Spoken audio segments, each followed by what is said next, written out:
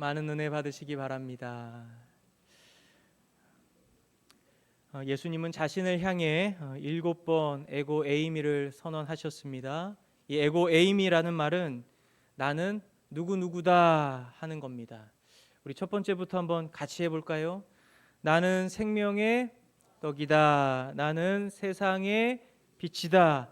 나는 양의 문이다. 나는 선한 목자다. 나는 부활이요 생명이다. 나는 길과 진리다. 마지막 나는 포도나무다. 네, 지난주에 숙제를 내드렸는데 하시는 분들도 계시고 뭐 다만 끝에 다 이렇게 하시는 분들도 계시고 네, 이제 거의 이제 끝에 왔습니다. 이제 다음 주가 마지막 시간인데 그때까지 이 7가지 에고 에이미 정도는 다 이렇게 또 암기하시고 기억하며 이 말씀의 능력으로 살아가시기를 간절히 소망합니다. 오늘은 이 에고 에이미 6번째 시간으로 길과 진리에 대해서 함께 살펴보고자 합니다. 요한복음 14장 6절의 말씀을 우리 다 함께 읽어보겠습니다. 예수께서 이르시되 내가 곧 길이요 진리요 생명이니 나로 말미암지 않고는 아버지께로 올 자가 없느니라. 아멘. 이 말씀을 보시면 그냥 길이요 진리라고 이렇게 기록이 되어 있지만 헬라어 원문에는 그 길과 진리 앞에 해라고 하는 정관사가 붙어 있습니다. 그러니까 정확한 해석은 그냥 길이 아니라 그 길, 더 웨이라고 하는 것이고 그냥 진리가 아니라 그 진리라는 겁니다. 더 트루스라는 거죠. 길은 하나고 진리도 하나다. 그 길과 진리가 바로 예수 그리스도임을 에고 에이미로 선언하셨던 겁니다. 예수님의 이 선언에 대해 세상은 뭐라고 말합니까? 왜 길이 하나냐? 왜 진리가 하나냐? 이 종교 다원주의자들은 따져 묻습니다. 세상은 여러 길이 있다고 말하고 또한 모든 종교에 진리가 있다라고 주장을 합니다. 이 에고 에이미를 살펴보면서 자주 드렸던 말씀이 있는데 그것은 믿음입니다. 이 예수님의 선언은 그 선언으로 충분한 겁니다. 더 보충해야 할 것이 없지요. 에고 에이미 나는 나다 이 선언에는 부족함이 없는 겁니다. 예수님은 그 선언대로 생명이셨고 빛이셨고 부활이셨고 또 길이 되셨습니다. 예수님은 그 선언대로 다 이루셨습니다. 그렇게 예수님은 자신에 대해 선언하셨고 그 다음으로 사람들에게 이렇게 질문을 하셨습니다. 이것을 내가 믿느냐? 믿음에 관한 질문을 하시는 겁니다. 예수님의 선언이 우리가 살아가는 일상과 연결이 되려면 그것이 능력과 생명으로 나타나려면 믿음이 있어야 하기 때문입니다. 사랑하는 여러분, 이 믿음에 대해서 잘 이해할 수 있기를 바랍니다. 성경이 말하는 믿음은 이 자기 확신과 강한 의지를 말하는 것이 아닙니다. 믿음의 주도권은 나에게 있는 게 아닙니다. 믿음조차도 하나님이 주시는 은혜입니다. 여러분 믿으십니까? 이 믿는 것과 믿어지는 것은 큰 차이가 있습니다.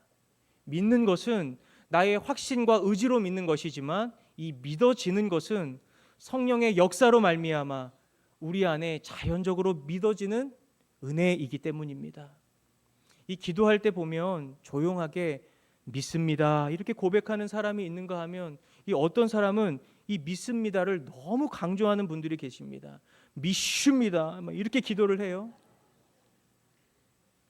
제가 어렸을 때 보면서 왜 저렇게 기도를 하실까 봤는데 보니까 믿어지지 않으니까 그렇게 힘줘서 기도하는 겁니다. 믿어지면 뭘 그렇게 힘을 주고 기도합니까? 주님 믿습니다 그냥 이렇게 기도하면 되죠. 예수님께서 질문하신 정확한 의도는 내가 믿느냐 이것이 아닙니다. 이것이 믿어지느냐 이렇게 질문을 한 겁니다. 내가 믿는 것, 나의 의지로 결단하는 것 진짜 믿음 아닙니다. 믿을 수 없는 믿음입니다. 성경이 말하는 믿음은 믿어지는 겁니다. 하나님의 은혜로 이 마음에 믿어지는 것. 사랑하는 여러분, 이 믿어지는 은혜가 있기를 축복합니다. 믿음은 하나님의 선물입니다. 그 믿음이 우리에게 주어질 때 예수님의 에고 에이미가 믿어지는 것이고 그것이 삶 속에 능력과 힘으로 나타나게 되는 겁니다. 우리 옆 사람을 축복하는 마음으로 인사하겠습니다. 믿어지는 은혜가 있기를 축복합니다.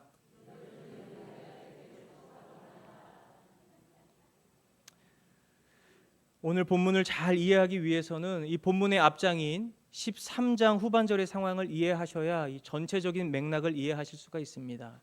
나는 길과 진리다 이것을 선언하신 때는 십자가 사명을 목전에 둔 시점이었습니다. 다시 말해 예수님께서 돌아가실 날이 가까이 왔다는 거죠. 예수님은 십자가 길을 걷기 전에 이 제자들의 발을 씻겨 주시면서 진정한 섬김을 보여주시기도 하셨고 또 제자들과 함께 성만찬도 행하셨습니다.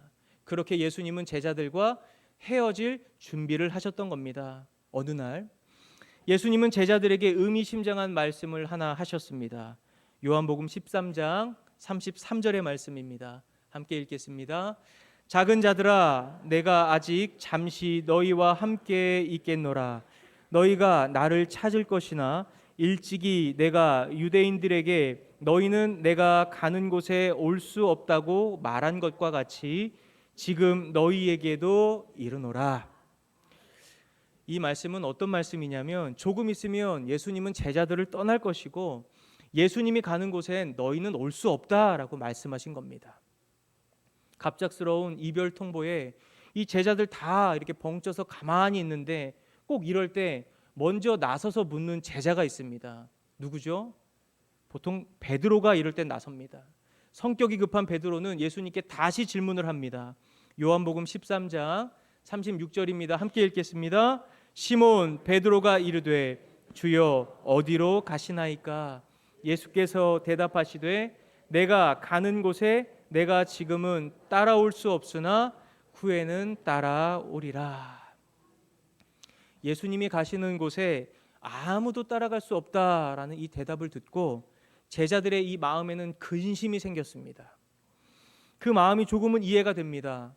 3년 동안 이 함께했던 예수님이 갑자기 어디로 떠나신다고 하고 그곳은 함께 갈 수도 없다고 하고 이 제자들의 마음이 얼마나 심란하고 불안했겠습니까? 그 마음을 공감하신 예수님께서 이렇게 위로의 말씀을 해주십니다. 오늘 본문 1절의 말씀이죠. 함께 읽겠습니다. 너희는 마음에 근심하지 말라. 하나님을 믿으니 또 나를 믿으라. 예수님은 말씀하셨습니다. 너희는 마음에 근심하지 말라. 하나님을 믿으니 또 나를 믿으라.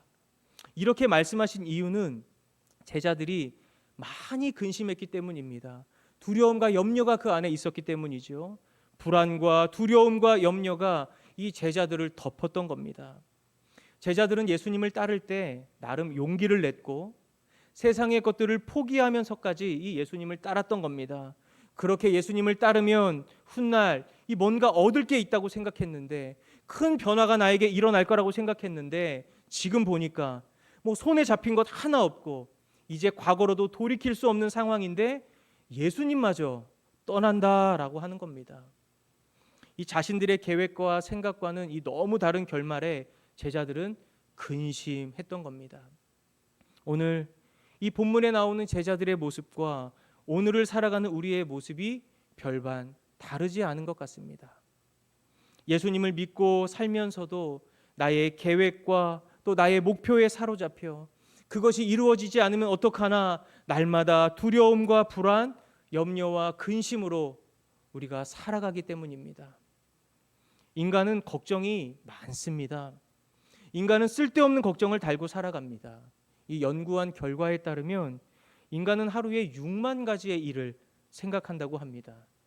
대단하죠. 그 중에 95%는 어제와 똑같은 일을 생각하고 있고 그 생각의 80%는 부정적인 생각이라고 합니다. 그러니까 잘 돼도 걱정, 안 돼도 걱정. 일이 잘 풀려도 걱정, 안 풀려도 걱정. 문제가 없어도 걱정, 문제가 있어도 걱정하며 산다는 겁니다.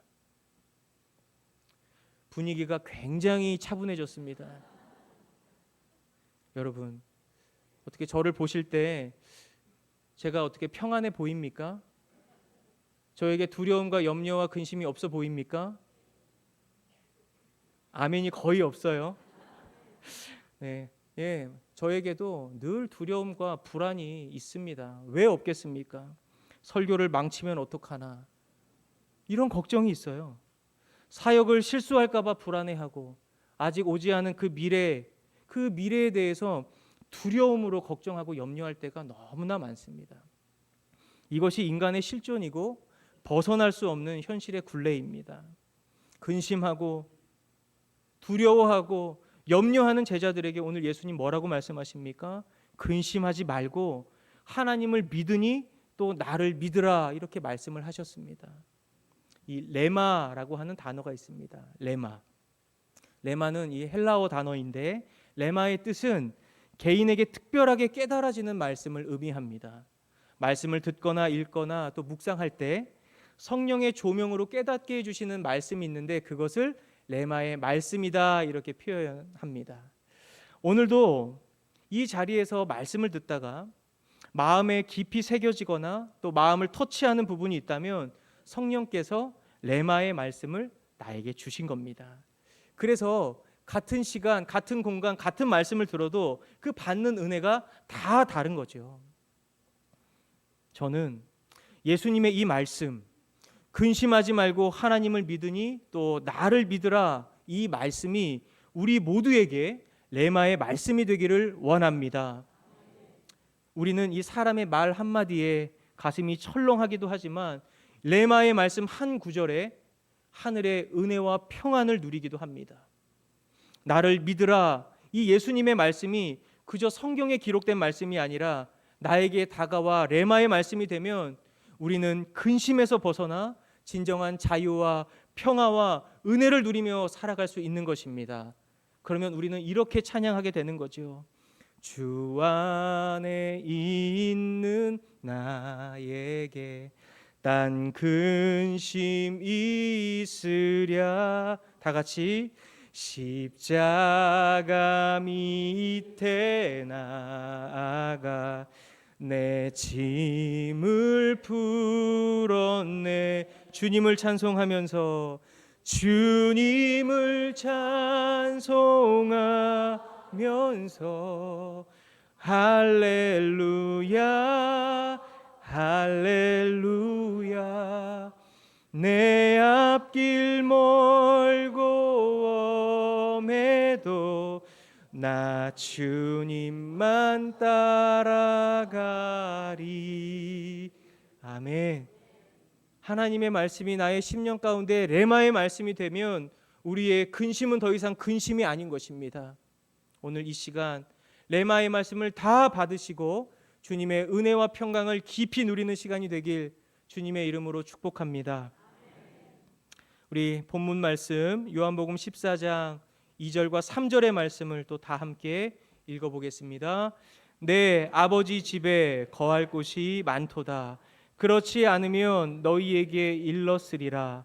내가 너희를 위하여 거처를 예비하러 가노니 가서 너희를 위하여 거처를 예비하면 내가 다시 와서 너희를 내게로 영접하여 나 있는 곳에 너희도 있게 하리라. 아멘.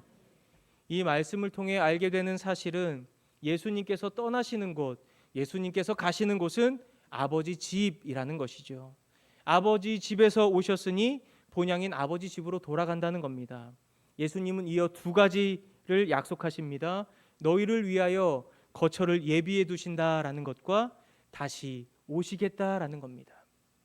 다시 오신다는 이 말씀은 예수님의 재림을 말하는 겁니다.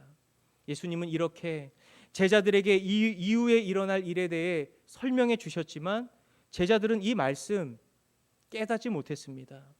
이 말씀을 언제 깨달았냐면 오순절에 마가의 다락방에 성령님이 각 사람에게 강림하고 나서야 이 말씀을 깨달았습니다.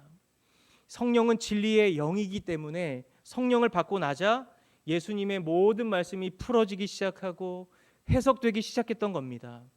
예수님께서 오늘 나는 길과 진리다 이렇게 말씀을 하셨는데, 이 말씀 또한 성령의 능력이 우리 안에 없으면 이 말씀 이해할 수도 없고 깨달을 수도 없습니다. 제가 이렇게 설교를 하면서 가만 보면 설교를 시작하기만 하면 주무시는 분들이 계십니다. 작정하고 그렇게 주무시는 것 같은 느낌이 들 정도인데, 이게 한 번은 이 성도님이 분명히 주무셨거든요. 근데 설교를 마치고 저한테 오셔서는 너무 많은 은혜를 받았다고.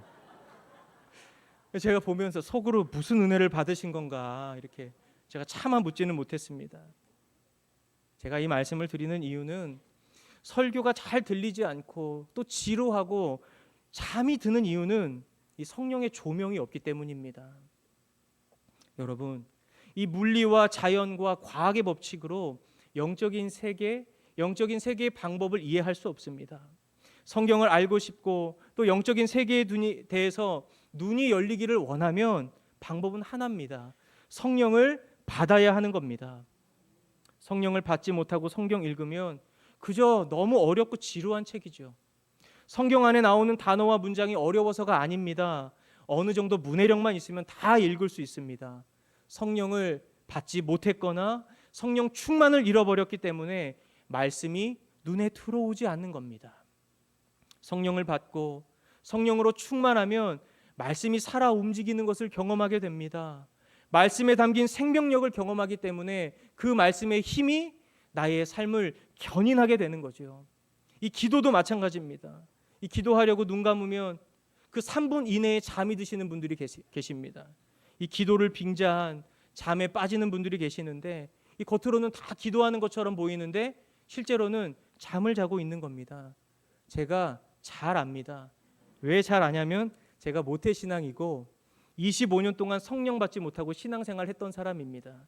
그 25년 동안 나름 제가 터득한 기술이 있습니다. 기도하는 것처럼 잘 잘 수 있습니다. 그리고 잠을 자다가도 또 목사님 설교에 맞춰서 기가 막히게 제가 아멘도 할 수 있습니다. 제가 다 경험해 봤습니다. 조금만 기도하고 나면 기도할 게 없다고, 기도가 어렵다 말씀하시는 분들이 계세요. 다 성령을 받지 못했기 때문입니다. 성령님과 함께 기도하면 기도가 달라집니다. 나의 만족과 유익을 넘어 하나님의 나라와 교회를 위해, 세계 열방을 위해, 이웃들을 위해, 선교사님들을 위해, 한반도 북한 땅을 위해, 많은 환우들을 위해 이 쉴 새 없는 기도가 다 터져 나오는 겁니다. 찬양도 마찬가지죠. 예전에는 그냥 가사만 보면서 그냥 따라 불렀는데 성령을 받으면 영으로 하나님을 찬양하게 됩니다. 가사 몰라도 몰라도 영의 깊은 간구로 하나님을 찬양하는 예배자가 되는 겁니다. 사랑하는 여러분, 성령을 다 받으시기 바랍니다. 오늘 장로님께서 기도하시면서 성도교회가 회복되기를 기도했는데, 성도교회가 회복되는 것은 우리 모두가 다 성령을 받고 성령으로 충만한 신앙생활을 하는 것입니다. 신앙생활, 열정, 지식, 경험, 고집으로 하는 것 아닙니다. 성령의 능력으로 하는 것이 신앙생활입니다. 성령을 받는 방법 어렵지 않습니다. 너무나 간단합니다. 성경은 구하는 자에게 성령을 선물로 주신다 약속하셨습니다. 우리가 성령을 받지 못하고 성령 충만하지 않은 이유는 구하지 않았기 때문입니다. 바라기는 이 시간 성령님을 구하시고 다시 성령의 충만한 은혜를 받아서 힘있고 능력 있는 신앙생활을 감당하는 성덕의 모든 교우가 되시기를 주님의 이름으로 축복합니다. 예수님은 나는 길이다 이렇게 선언을 하셨습니다. 이 길은 다른 길이 아닙니다. 이 구원으로 연결된 길을 말하는 겁니다. 예수님이 오시기 전에도 구원의 길은 있었습니다. 율법과 제사의 길이었습니다. 인간이 구원을 받기 위해서는 율법을 모두 지켜야 했습니다. 이 모두라고 하는 말이 중요한데 99%가 아닙니다. 99.9%도 아닙니다. 율법을 100% 준행해야 구원을 받을 수 있었습니다. 이 모세오경에 나오는 율법 총 613개였습니다. 다들 놀라지도 않으시네요. 613개를 다 지켜야 하는 겁니다. 질문입니다. 여러분 중에 율법을 다 지킬 수 있는 분 계십니까? 아무도 없죠. 죄인된 인간은 그 많은 율법 다 지킬 수 없습니다. 그래서 하나님께서 우리에게 주신 것이 제사였습니다. 번제, 소제, 화목제, 속건제, 속죄제, 이 5대 제사를 통해 율법을 어긴 죄를 사함 받을 수 있었습니다. 그러나 이 죄성을 가진 인간 다시 죄를 반복했고 또 제사를 끊임없이 드려야 했습니다. 예수님께서 나는 길이다 이렇게 선언하신 것은 율법과 제사가 아닌 새로운 구원의 길을 열어주신 겁니다. 율법도 아니고 제사도 아니고 오직 믿음으로 구원받을 수 있는 새 길을 우리에게 열어주셨다라는 거죠. 지난주에 이 킹 오브 킹스라는 영화를 소개해드렸는데 감사하게도 이 교회에서 영화관을 한번 이렇게 대관해서 다 같이 보기로 했습니다. 좋으시죠? 성덕교회 참 좋은 교회입니다.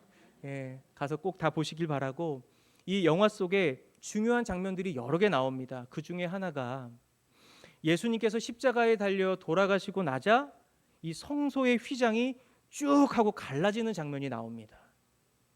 이 휘장은 지성소와 성소를 구분하는 이 두꺼운 가림막을 말합니다. 그 누구도 하나님의 허락 없이 휘장 안 지성소로 들어갈 수가 없었습니다. 인간이 휘장을 지나 들어갈 수 없었던 이유는 그곳에 거룩하신 하나님의 임재가 있었고 인간에게는 죄가 있었기 때문입니다. 빛과 어둠이 공존할 수 없듯이 거룩과 죄는 함께 할 수가 없습니다. 거룩하신 하나님과 죄인된 인간이 함께 할 수가 없는 것이죠. 죄로 인해 그동안 하나님과 인간이 분리되어 있었는데 그 분리를 상징하는 것이 바로 휘장이었다라는 거죠. 그런 휘장이 예수님의 죽음으로 인해 어떻게 됐다고요? 찢어졌습니다. 그 가운데로 길이 생겼습니다. 무슨 길입니까? 지금까지 살펴보신 것처럼 새로운 구원의 길이 열렸다는 겁니다. 이제는 예수님을 통해, 예수라는 길을 통해 누구나 하나님 앞으로 나아갈 수 있게 된 겁니다. 히브리서 10장 19절과 20절의 말씀을 다 함께 읽어보겠습니다. 그러므로 형제들아, 우리가 예수의 피를 힘입어 성소에 들어갈 담력을 얻었나니 그 길은 우리를 위하여 휘장 가운데로 열어놓으신 새로운 살 길이요 휘장은 곧 그의 육체니라. 아멘. 하나님과 인간 사이에 죄로 인해 막혔던 벽을 예수님의 몸으로 허무시고 새로운 살 길을 열어주셨습니다. 우리에게 놀라운 은혜의 길이 열린 겁니다. 예수님께서 열어주신 길은 여러 길이 아닙니다. 분명히 기억하셔야 합니다. 오직 한 길입니다. 그래서 그냥 길이 아니라 그 길, 더 웨이가 되는 겁니다. 저는 등산이 취미라 가끔씩 등산을 다닙니다. 등산을 하다 보면 여러 길이 나오는데 보통은 안전하게 많은 사람들이 다니는 큰 길을 따라 등산을 합니다. 그렇게 걷다 보면 산길을 가다 보면 신기하게도 길이 아닌데 길처럼 보이는 길이 있습니다. 그게 길인 줄 알고 갔다가 길이 끊기기도 하고 또 낭떠러지가 나타나서 위험했던 적도 있습니다. 길이 아닌데 꼭 이 길처럼 보이는 길은 처음에는 이 길이 아니었을 겁니다. 그런데 사람들이 이 길인 줄 알고 자주 다니다 보니까 길이 나게 된 거죠. 길처럼 보이게 된 겁니다. 이 세상에는 그런 길들이 많습니다. 사람들이 만들어낸 길이 많다는 겁니다. 우리는 다 양 같아서 각기 제 갈 길로 간다고 성경에 기록된 것처럼 사람들은 자신이 원하는 길, 사람들이 만들어 놓은 길을 따라 아무 생각도 없이 나아갑니다. 이 어떤 사람은 길이 없는데도 길인 줄 알고 계속 가는 사람이 있습니다. 양처럼 고집스러운 사람이죠.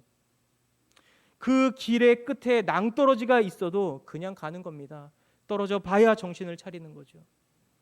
또 어떤 사람은 중독의 길, 또 쾌락의 길로 걸어갑니다. 술, 마약, 도박, 게임 중독에 빠져 살고, 또 어떤 사람은 육신의 정욕, 안목의 정욕, 이생의 자랑을 추구하며 살아가는 겁니다. 분명 그 길은 자신의 인생을 망친다는 것을 알면서도 그 길을 걸어가는 겁니다. 또 철학의 길, 학문의 길, 과학의 길, 이성의 길, 예술과 스포츠나 여러 종교가 진리의 길이라고 믿으며 걸어가는 사람도 많이 있습니다. 이 길을 대부분의 세상 사람들이 걷고 있습니다. 그런 사람들은 좁은 문이 아니라 넓은 문으로 들어가 걸어가는 거지요. 사람들이 많이 가니까 그 길로 가는 게 맞는 줄 알고 우르르 따라가는 겁니다. 레밍 신드롬이라는 말이 있습니다. 레밍은 집단 생활을 하는 나그네 쥐를 말합니다. 이 레밍은 이 희한한 습성이 있는데 앞선 한 마리가 바닷가 절벽으로 뛰어들면 그 나머지도 그 앞에 있는 레밍을 따라 다 뛰어 들어간다는 겁니다. 집단 자살을 하는 거죠. 앞선 사람을 따라 우르르 따라 걸어가는 사람들, 바로 레밍과 같은 사람입니다. 그러나 그 길의 끝에는 아무것도 없습니다. 허무와 공허와 영혼의 목마름, 그리고 결국 영혼의 죽음만이 기다리고 있을 뿐입니다. 질문입니다. 지금 여러분은 어떤 길을 걸어가고 계십니까? 오늘 이 예배를 통해 나는 지금 어떤 길을 걸어가고 있는지를 돌아보며 확인하며 다시 길에 수정이 있기를 바랍니다. 이 생명의 길, 구원의 길은 여러 길이 아닙니다. 오직 하나, 한 길입니다.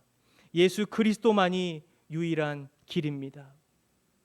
길이신 예수를 통해서만 우리는 하나님께 나아갈 수 있고, 진리이신 예수님을 통해서만 우리는 하나님을 알 수 있게 되는 겁니다. 사랑하는 성도교회 성도 여러분, 분명히 말씀드립니다. 다른 길은 없습니다. 오직 한 길, 예수 그리스도의 길이 구원의 길이요, 생명의 길이요, 은혜의 길이라는 것을 마음속에 오늘 확실히 새기시고 그 생명의 길을 따라 나아가는 귀하고 복된 삶이 되시기를 주님의 이름으로 축원합니다.